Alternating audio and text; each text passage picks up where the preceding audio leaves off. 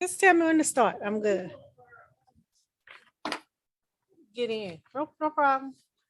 Looking at my little notes. Make sure I'm ready.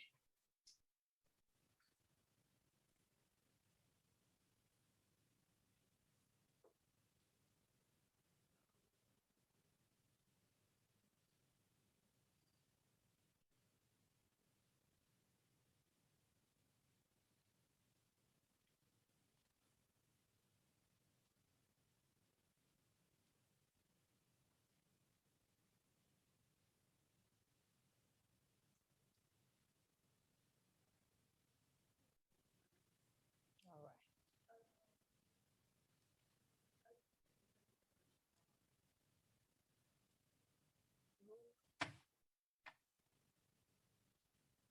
right. Okay. I was going to say I'm not muted. I see it. No.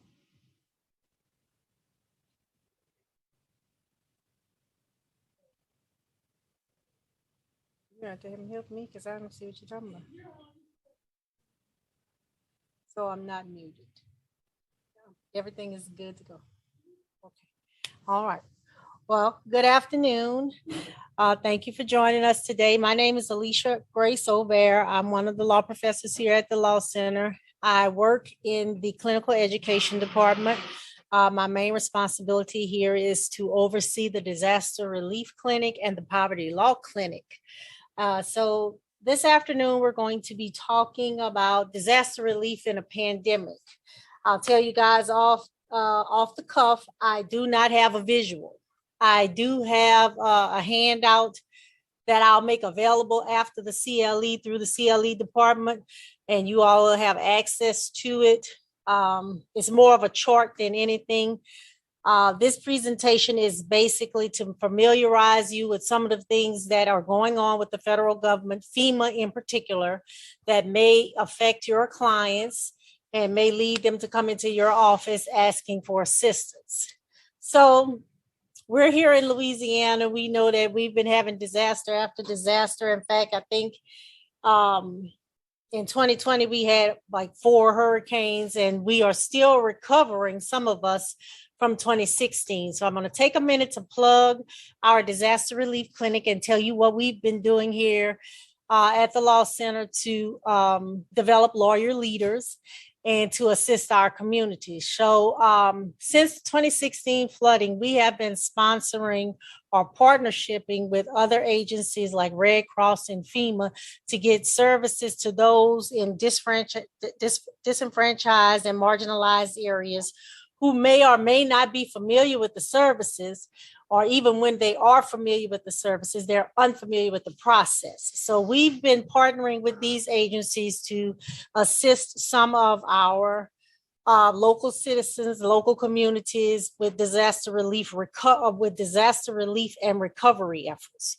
So in light of that, what usually happens is someone makes an application to FEMA for assistance, and they are denied for various reasons. So today I'm going to discuss with you the basic reasons why these people are denied. So when they come to your office and say, look, I need help, this is why they're saying I've been denied. And what you can do to help them, at least get on the right track, not guaranteeing a result, a positive result, but at least get them on the right track to receiving services.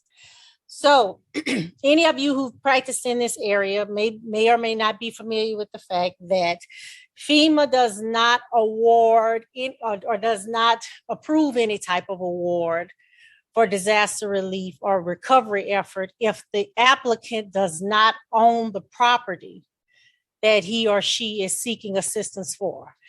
So, example of that.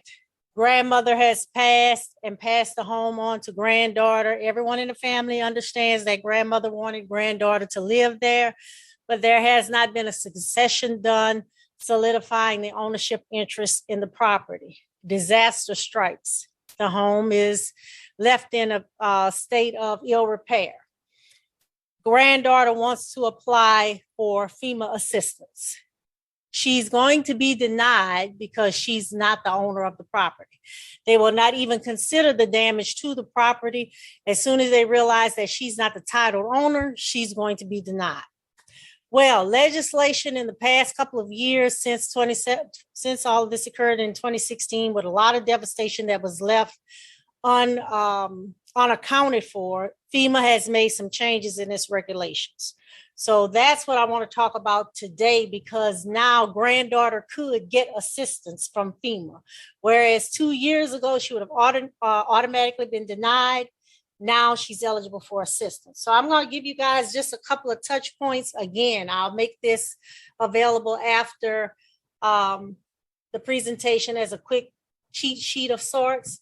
But whenever you're dealing with FEMA, you should always go to the source of the policies that's covering whatever it is you're dealing with, because generally there will be a lot of information there for you to absorb. And the main site for getting information is disasterlegalaid.org.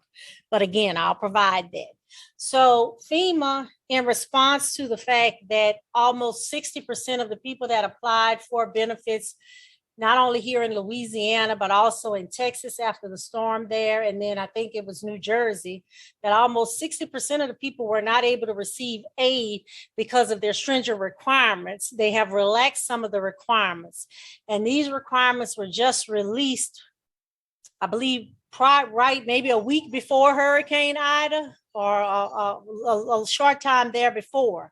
Whereas now they've relaxed some of their rules. So I want to talk about the rules, and those rules are covered in what we call FEMA Policy 104, but it's the Individual Assistance Program and Policy Guide. And again, I'll make that information available to you.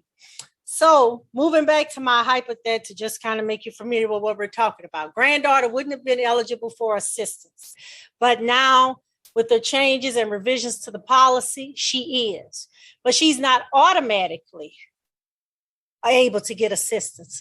What happens now is she has to go through a process that requires several things of her. So the first thing that she has to do is show her proof of occupancy. So there's a process. She would not be denied automatically, but she will receive a letter saying, based on the information you've provided us, you may not be eligible for assistance. You need to provide us with the following things. And that's usually when they come to your office and says, I don't know how to decipher this. What do I need to do? So the first thing that the person has to do is establish their occupancy. That's usually something as simple as being able to show that they are living on the property. They have information that ties them to it, be it a utility bill, driver's license, school records, something of the sort that connects them to the address or the location of the property that they're seeking assistance with. They can now. Yes, so that's what we're getting ready. That's what we're getting ready to get into. So you're going to have people come to your office who may be eligible for assistance for the property, even though it's not titled to them. They're going to need you. Well, you're getting ahead of me.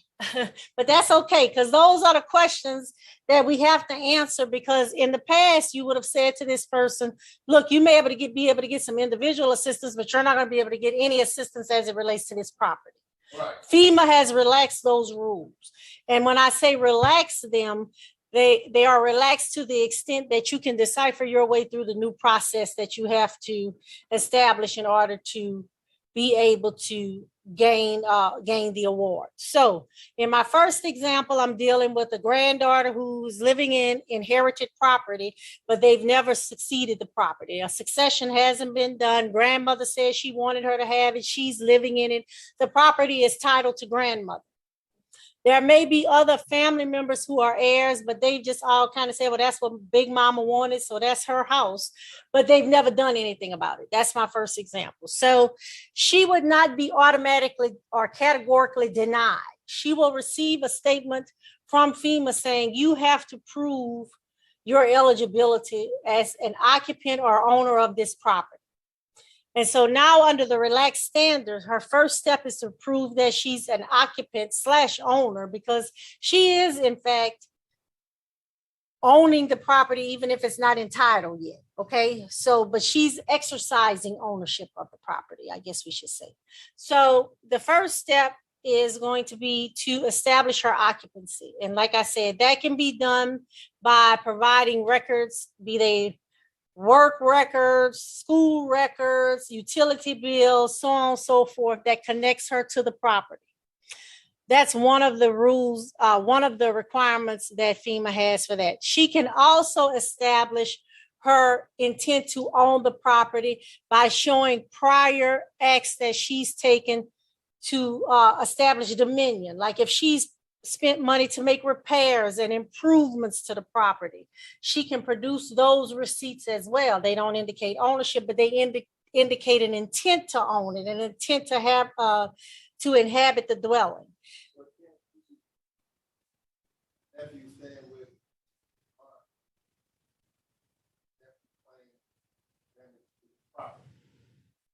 No, but there now there is an instance where that can they can also receive proceeds to repair that property as well, but it's different. But they would have to be in some type of managerial or control. But you have the thing with the FEMA regulation or the policy is that you can apply for these benefits as a renter. You can apply for these benefits as an owner. You know, so it just depends on how they're making application. And as long as the owner, okay, they can't hear the question from the audience. I apologize. His question is whether a person who is not the owner of the property and he's not a decedent to the property, but rather living in his aunt's property, the aunt is available to apply for benefits. Can he apply for benefits also? Well, we know that he can apply for benefits as an individual, but if he's attempting to apply for benefits to repair the property, he has to have some type of rental agreement with the owner, and the owner has to acquiesce and join in the application for the repairs to the property. So that's the question. So back to the grandmother-granddaughter example, granddaughter has to now establish her occupancy in the property. Granddaughter has to then produce documents that match her story, basically. If she has been placed in possession of the home as a result of her grandmother's wishes and there were other heirs available who agree to this, then she's going to be seeking legal assistance because she has to make some type of affirmative statement of such. And she has to have that statement corroborated by potential heirs. So in this example, she can take her grandmother's death certificate showing that her grandmother has passed as the legal owner of the property or the title owner of the property, along with corroboration from potential heirs, such as her mother, to establish the descendant line to show that this is my mother, whose mother this property belonged to. And then she can make application for an award to repair that property, even though she is not the title owner, and there is no requirement that she goes out and become the title owner. They're not going to say she has to go out and have a succession done. They are going to accept the documentation if she's able to establish her heirship and also have corroborating and a corroborating affiant to establish the juridical link to her heirship. So this is a departure from where people would be denied and have to go and have a succession done. And, you know, oftentimes it's not as easy as going and have a succession done. We make it sound that way because depending on how many generations this property has passed through, it could have been several links that are now missing. People who would have been able to be that corroborating affiant is no longer available to corroborate. So in response to this challenge, this is one of the rules that FEMA has relaxed. So keeping in line with that, because I do want to talk about the instance where the person is a renter or just an occupant of the property and there's an owner as well, which was the question that was brought forth. I want to come back to that question. So just to kind of go back, because I understand that you guys can't hear the question, and I'll make sure to be mindful to repeat the question going forward before I try to answer it. But the Individual Assistance Program and Policy Guide, again, that's FEMA Policy 104, several dashes behind it, and we're going to make that available to you. So I have granddaughter in my office. I now have a general concept of what she needs in order to be able to qualify for the benefits. But FEMA puts the onus on the claimant or applicant to put this stuff together in a way that it makes sense for them. So in my example is grandmother's property. I have grandmother's death certificate. If grandmother was married at the time that the property was titled, then I have to account for that in case they are also listed on the title. So attorney, when this person comes to you, even though you don't have to actually do a succession, you do have to put an affidavit of what FEMA is calling an affidavit of verification together that is generally very detailed and almost representative of a succession document. Well, the question becomes, why am I going to do that if I could just file succession? Well, quite simply, it's money. The person does not have to pay the filing fees to get a succession done if you can craft for them a well put together affidavit of verification where he has a corresponding affiant and that they're signing off on. And of course, you may have a fee associated with your services for preparing that affidavit of verification, but it won't be anything as costly as actually going through the court system to actually get it done.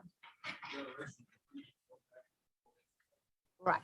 And especially, as this is a comment from the office, especially when it's multi-generational.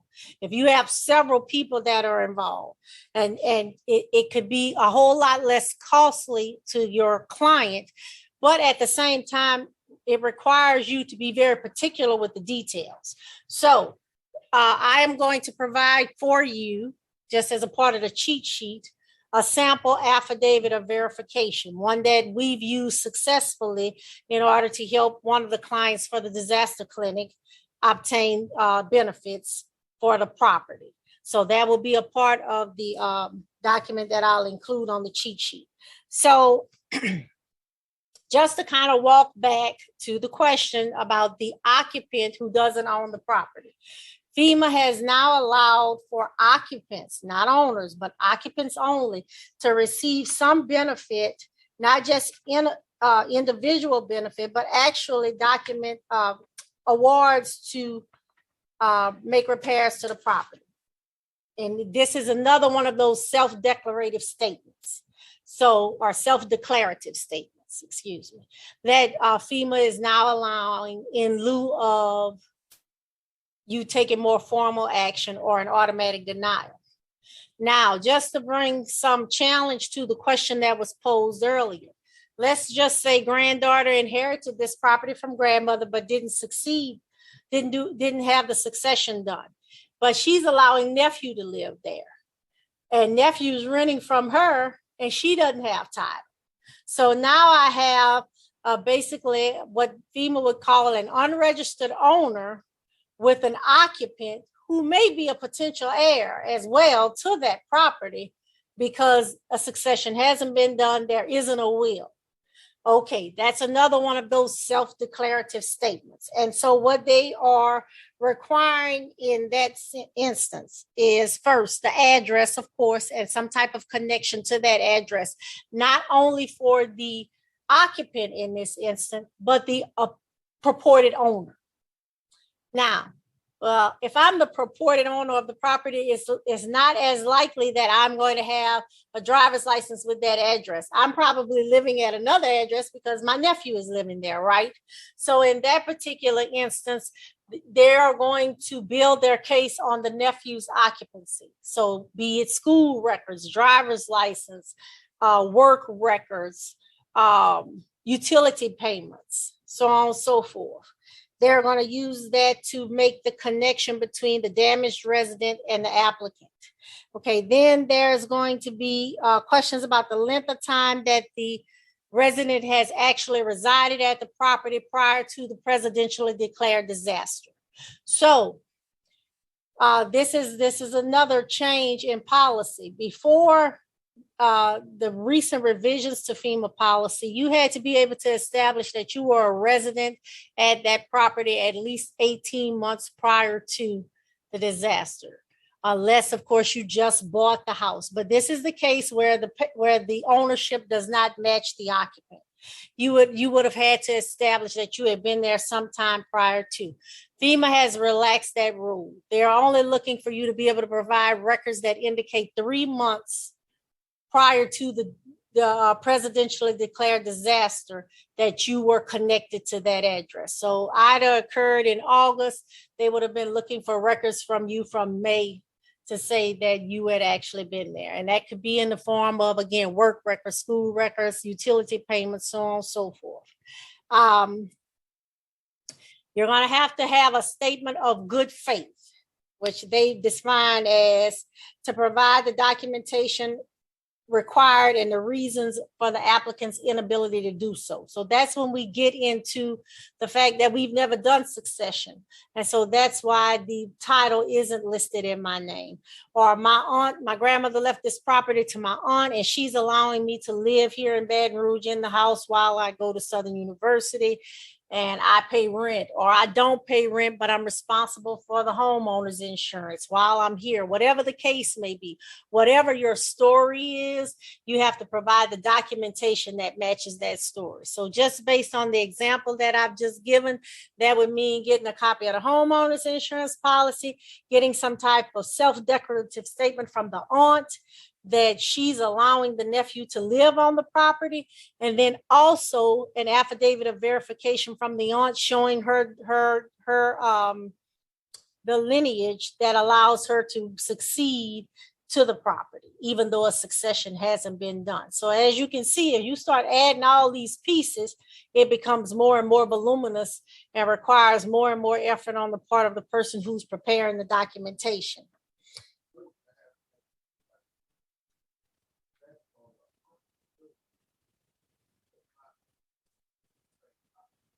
Definitely. So the question here in the audience is, does this have some effect on the aunt's ability to apply for assistance for the property? Of course it does. And sometimes they may find that it's easier to just have the aunt do the application. You know, it may be easier. But what usually happens is a FEMA representative is out and about and they come, they knock on the door, nephew answers the door. Yes, I live here. And he does that automated questionnaire that they collect when they're out in the field. And then he becomes the person who's actually made application. Even though, again, he doesn't have ownership. And in this particular example, neither does aunt. But it depends on how the information starts to flow and what you're going to see after the information is out there. So back to my example of the nephew, he maybe doesn't pay rent, but he's responsible for the maintenance of the residence. He's going to have to show what responsibility he has and how he's meeting that responsibility.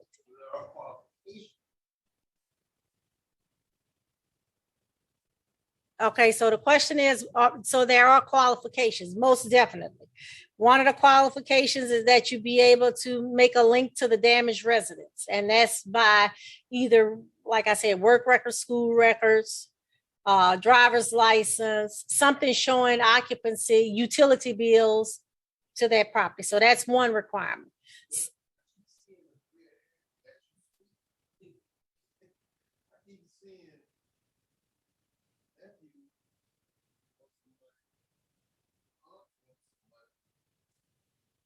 Fema is evaluating both claims.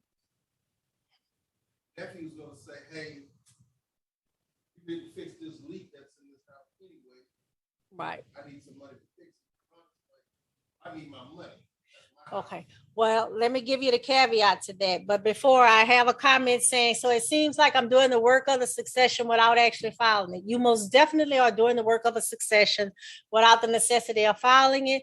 And the only difference is that you're going to put all of this, you can put all of this information into one affidavit of verification. Now, the question here in the live audience is, it seems like this can be a problem if aunt and nephew are at different or differing opinion, I guess you should say. Nephew thinks the money should come to him, aunt thinks the money should come to her.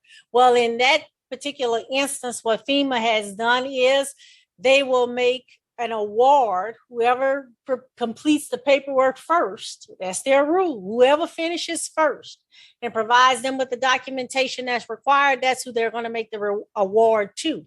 Now, the difference in that individual award versus a damage award to the property, of course, we all know FEMA is going to come back to verify that the money that was given is used on the property if it's a property damage award. So if aunt makes this claim, she can't make the claim as an occupant, excuse me, and, under our set of facts that we're using, because she's said nephew's living there, right? So she can make her claim as an owner or a quasi owner. Nephew is making his claim as an occupant, but let's just say nephew as the occupant is trying to get money for the house. So, like I said, first instances, they can come together and try to offer a statement as corroborating affiance and to get the application pushed through and the property damage award approved. Or if, like the example in the audience, they have different opinions, then that's going to be a race to who finishes first, which is why it's important that when the client comes to you with this potential issue, you be able to recognize what his or her role is in this. Now, nephew can make an individual claim as a person who's been displaced, correct? He doesn't have to make a claim as an occupant trying to make a property damage repair. He can make a claim, FEMA has all these various claims where they'll give you money for assistance without taking into account the property just because you've been displaced by the disaster. So he could make that claim. But in my example, he's making a claim for the property. Okay. So it's a race who's finished first.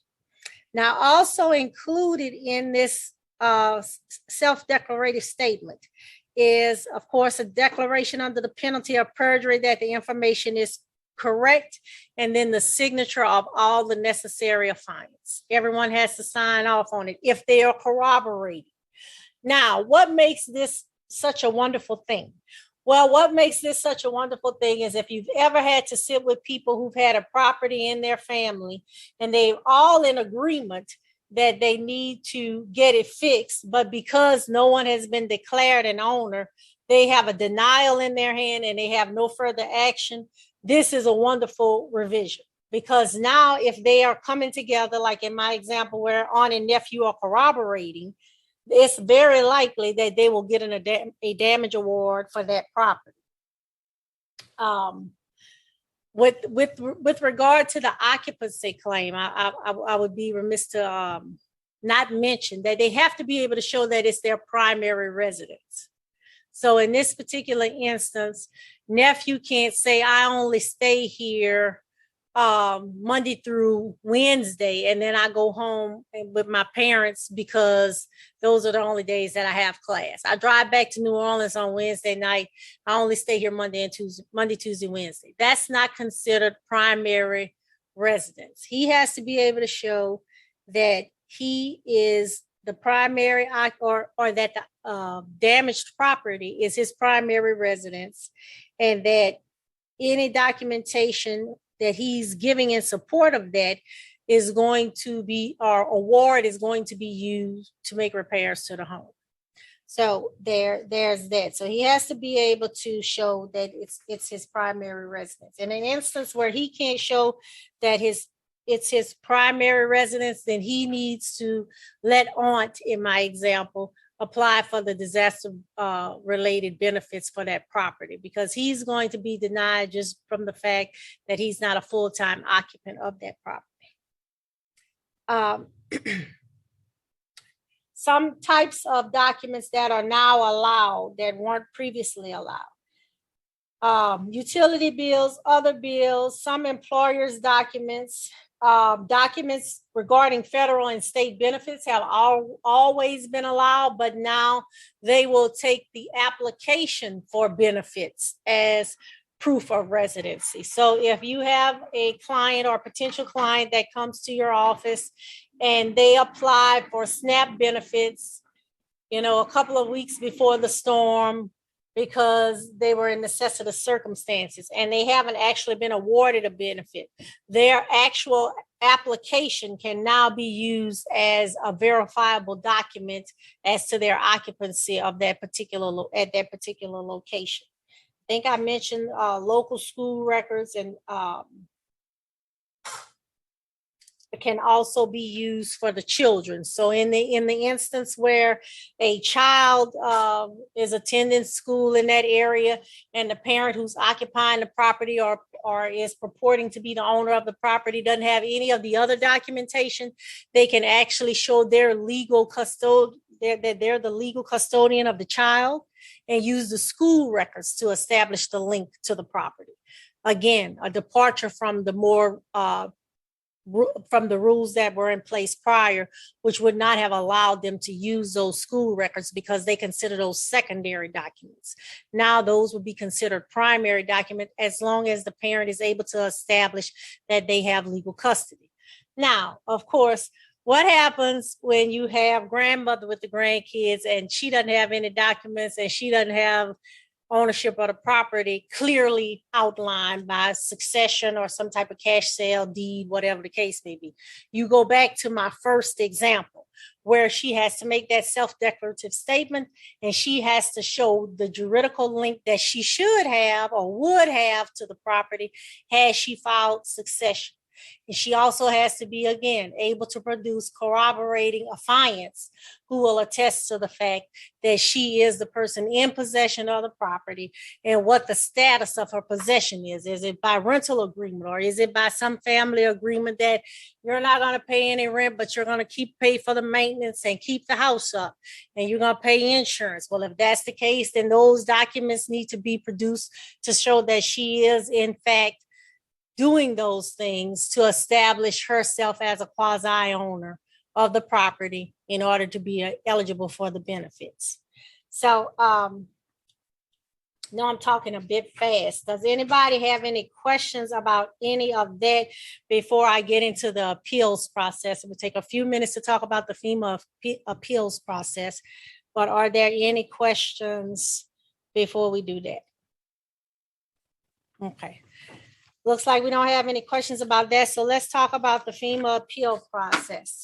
And again, I'll make sure that this information is made available to you. So client comes into your office and the only thing they have is a letter from FEMA denying their claim, saying that, you have so many days to appeal this decision. So it takes a lot of time to get this information together, because like we said, we got all these missing pieces. They have 60 calendar days to do it.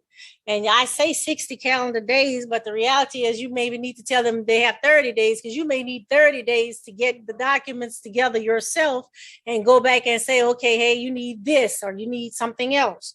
So, but the rule is that they have 60 days from the date of the decision letter to appeal. 60 calendar days, okay? So I had somebody tell me they told me I had 60 business days. It's not 60 business days. It's 60 calendar days from the date of the letter. Okay, so you have 60 days from the date of the letter, not when you received it, but from the date of the letter. All right, so you received the letter. Immediately, the first thing you have to do is take note of the appeal number or the registration number. They get a 9-digit number for registration when they first contact FEMA. And that number usually follows them into the appeal. And then you get a copy of the denial with that registration number.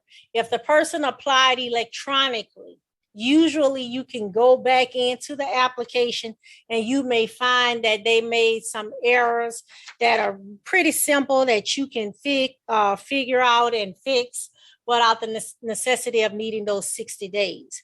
So what happens is, but it's all in code. So you have to go and figure out the code.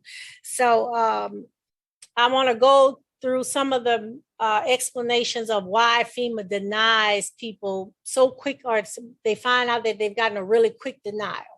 Is usually they're ineligible because they didn't provide the required signature. They're ineligible because they don't have the authority, or they didn't provide the signature of the person who has the authority to apply for the benefits. And that's usually the error that you will see when you have someone applying for benefits, but they're not the titled owner of the property. So you know that even though it says you don't have the signature of the required party is deceased, and now I have to start working toward this whole this prepared declarative statement in order to get this person eligible for benefits. So let's talk about your first steps as the attorney. I'm going to start the FEMA appeal process. Now, that can be done online if you don't need to collect documents. If you have some things you have to resolve with the client first, of course, you're going to start there.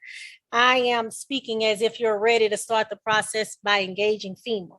So you are going to go to the interactive link using the person's registration number, starting the contact, listing yourself as a contact person or the legal representative for the party. You're going to need to include in that initial document the last four digits of the person's social security number. And if you don't say anything more than John Doe is appealing your denial of benefits, you have to go ahead and explain that you are appealing. You can't just send the documents in, because that's considered as you're just sending supplemental information. If you do not use the language that I'm filing an appeal, I'm requesting an appeal, they're going to just throw it to the side as supplemental information. I don't know why, but that's how it's done. Even though they know they've sent you a letter of denial and you're on the appeal section of the programming or the interactive link, they will still just take that information as supplemental. So you're going to gather all of the information, and you can contact FEMA once you have started that initial process to say, so what do you need from my client in order to resolve this? And they'll look at it, or they'll ask you to provide the backstory, and then they'll tell you the type of documents that they are required. In addition to your appeal, you need to send a copy of the decision letter denying the benefits. So if the person does not have that letter, you need to go to that interactive link where they first applied and get an electronic copy of that letter to attach to your appeal. After you've completed the appeal process, FEMA has 90 days to respond back to you. So a lot of times people forget that you don't have to wait indefinitely to hear from FEMA. They have 90 days to reply back to you from the date of your appeal. Now, what usually happens is during the course of this, they're going to start asking you questions about, well, what's the cost associated with repairing the property? So if you have statements from contractors or estimates and so on and so forth, those are things, if you have them already, you should include with your appeal documents. If you do not have them and they start to request those things of you, you have 30 days to get those things to them.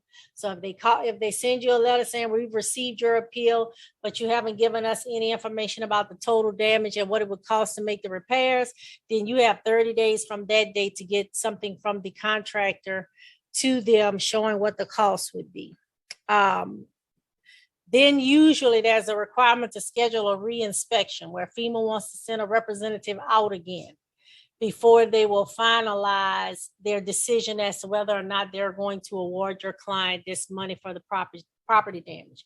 Again, they have 90 days to do this, so they are going to push you within those 30 days to get all of that information to them. Generally, what we found is that if the client has all of the necessary information about the contractor, and even if we are still trying to get them acknowledged as an owner of the property, we go ahead and send everything that they have. They've usually gotten an estimate from a contractor. They usually have. Now, of course, you want to check, you want to do your due diligence. You want to make sure that the estimate that they have from the contractor is from a licensed contractor. Why do I want to do that? Because when it's time to make the award for the money, they don't have to use that person. That's whatever they're going to do, they're going to do. But when you make the representation that you have this estimate and that this work can be done, and they send a representative out for the reinspection, they are going to want to make sure that the money that they're relying on is coming from somebody that they can look up as a licensed contractor. I don't know if this is a new provision, but this is something that we've run into a couple of times where they wanted to make sure that the person was licensed. And it's also just in an effort to prevent some of the fraud that has been going on, where these people give this money to someone who's not licensed, and then they don't come back and do the work, and they have a whole nother issue going on. So FEMA has started to pay attention to your contractor and who's involved in doing the work. They want to know if they're licensed. I don't think that it precludes unlicensed parties, but I know that they have asked about the contractors when we've sent quotes or estimates in to find out if they are licensed. As if it were, let's say my house gets damaged and FEMA is gonna assist me. Still require that a contractor be involved. I'm gonna do the work. Okay, so the question here is FEMA going to still require a contractor if the applicant is going to do the work themselves and they are just seeking some assistance from FEMA because they are not expecting FEMA to pay all the money?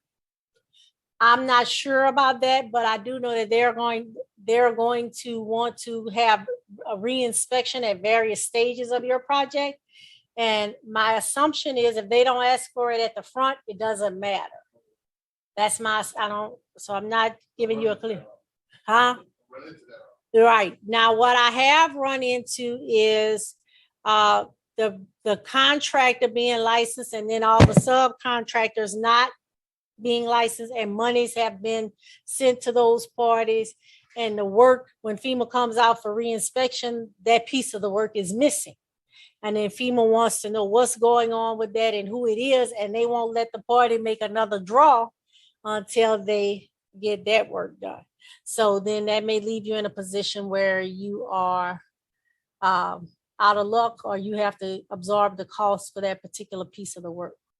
So is it subcontractor compliance or through general? It's through the applicant. The contractor nobody can get paid unless they go through the applicant. So FEMA is going to keep the applicant in the loop the entire way. So the money's going straight to the applicant. Right. It's going to be applicant and contractor. And if the contractor has spent some money on a subcontractor who's failed to meet their obligation before that applicant can go any further, before that contractor can get any more money, they may require them to spec out that work that's missing before the next draw. Okay. I don't know if you guys heard the question. So it was a question about the process.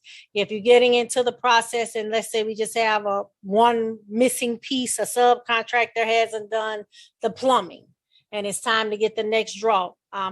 And what happens? Well, what happens is FEMA's going to require that project to be at a certain stage. And if plumbing is part of the requirement, then there won't be a second draw until that plumbing is in place. So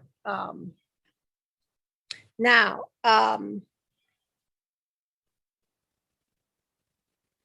what else happens commonly? So back to my example with the aunt and the nephew.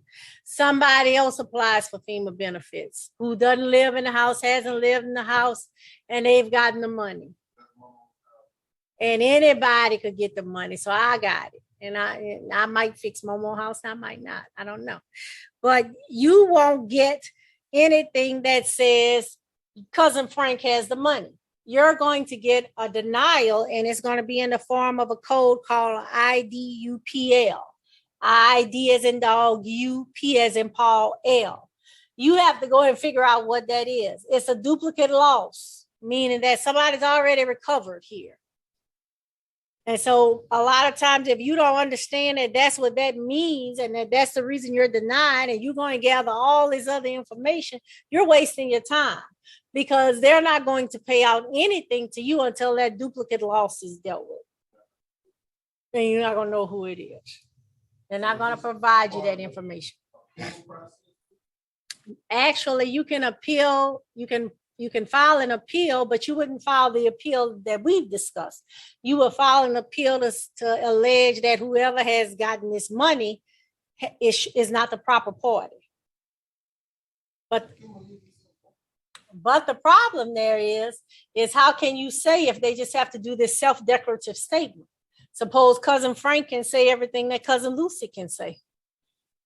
I don't know. So again, somebody is committing fraud.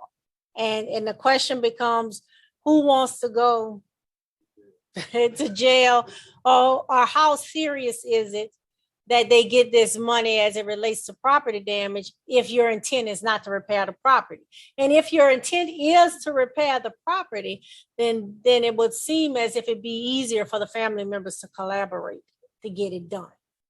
You know, because there doesn't have to be 6 applications for that one piece of property. If everybody is in on using the money, they can collaborate. Yeah. Well, family dynamics, let's call it family dynamics. Family dynamics may be such that they can't agree on it.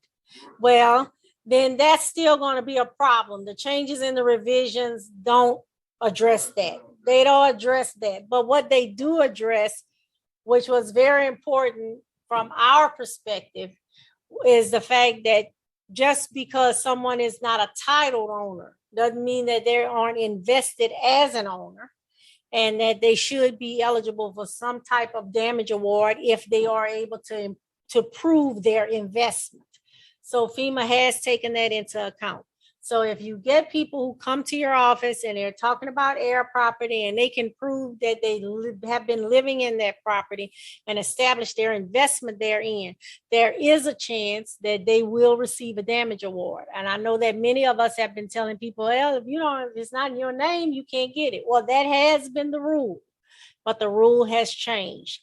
And so I wanted to make sure that we provide that update. Another reason for ineligibility is ineligible due to insurance coverage. And so what happens is, again, they do that little preliminary app, and the person says, yes, I have insurance. But what they don't say is, yes, I have insurance, but it's not going to cover this water that's standing in my house because it's not flood insurance.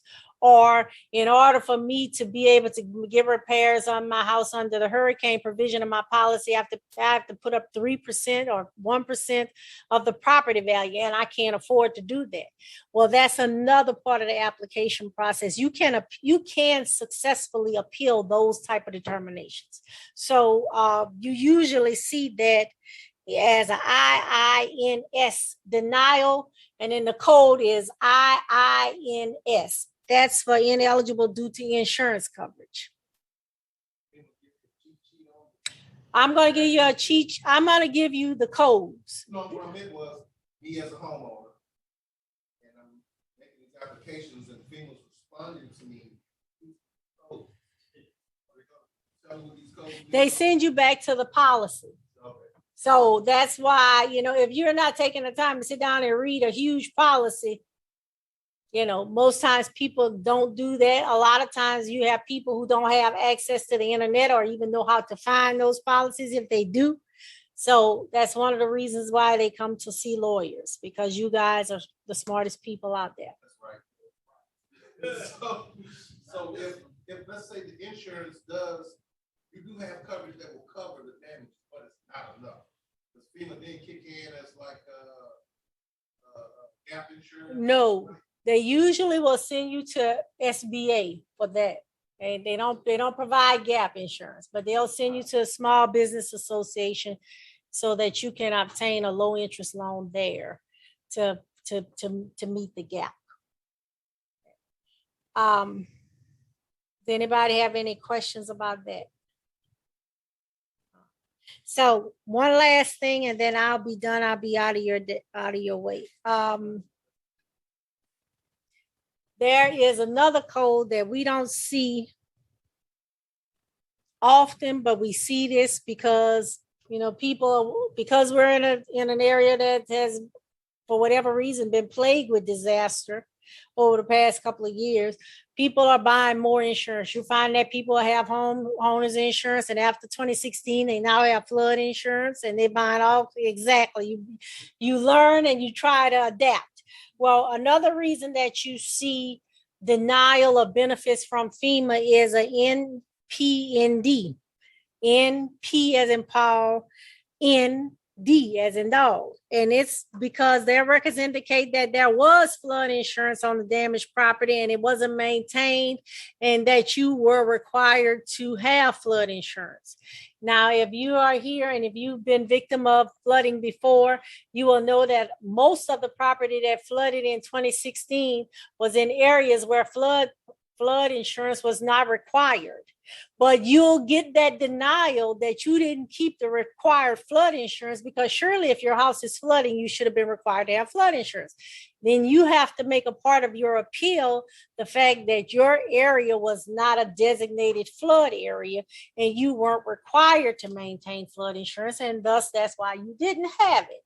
But you have to make that affirmative statement and provide the necessary documents to show that. So that's another common code that kind of causes some angst for people, because that means you have to go back and find the documents that prove that you weren't in a flood area, or that prove that the flood insurance was not required. So that's all I have. I will make this available to you, just something else to add to your repertoire, as you will have people that are going to start receiving denials in the upcoming weeks, because the deadline for the FEMA applications were, I think it was November 28th. And so you're going to start getting people going to call you and say, FEMA's denying me, and man, I need everything in here is damaged. I don't know what else I have to do to get some help. You may or may not want to undertake these. I have no information on PPP loans. Okay, I don't deal with criminal representation, but I do want to say this about the disaster-related matters, because we always encourage people to let people know that we have a disaster relief clinic here at Southern University, and we want to help as many people as we can. But I have to tell you that they have to meet the requirements to be a clinic client, which means they can't have the ability to pay. So if they don't meet income requirements, we can't assist them. So oftentimes they are going to be looking for you all to help them. So thank you so much for your time. I appreciate your attention. I know it was after lunch. Thanks a lot.